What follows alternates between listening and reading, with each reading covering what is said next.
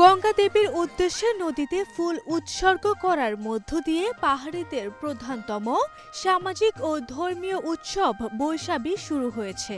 এই দিনটিতে মূলত চাকমা নৃগোষ্ঠীর মানুষ ধর্মীয় আচার অনুষ্ঠান করে থাকেন। ফুলের অধিক ব্যবহার হয় বলে চাকমারা বলে ফুলবিজু।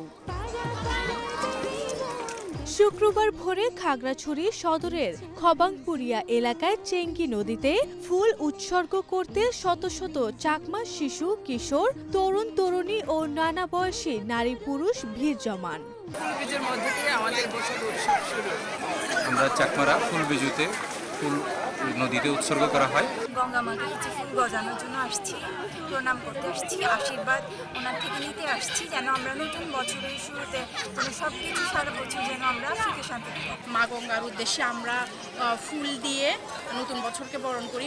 সবাই দলবদ্ধ হয়ে কলা পাতায় ফুল সাজিয়ে নদীর তীরে নানা রঙের ফুল গঙ্গা দেবতাকে উৎসর্গ করেন। ফুলে ফুলে বর্ণিল হয়ে ওঠে চেঙ্গি নদীর দুপাশ।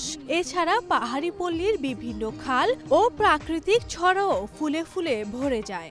বিজুর মাধ্যমে হচ্ছে আমরা আরো আমাদের ভ্রাতৃত্বের যে বন্ধন, ওই বন্ধনটাকে দৃঢ় করি। আমরা ফুলবিজু দিয়ে আমরা নতুন বছরকে স্বাগতম জানাবো। চেঙ্গি নদীতে আমরা ফুল ভাসাতে আসছি, মেনে ফুলগুলো আমরা উৎসর্গ করতে আসছি ফুলবিজুর দিনে। শিশুরা নদীতে আনন্দ উল্লাস করে নতুন বছরকে আহ্বান জানান। তারাও ফুল দিয়ে সাজান ঘরবাড়ির আঙিনা।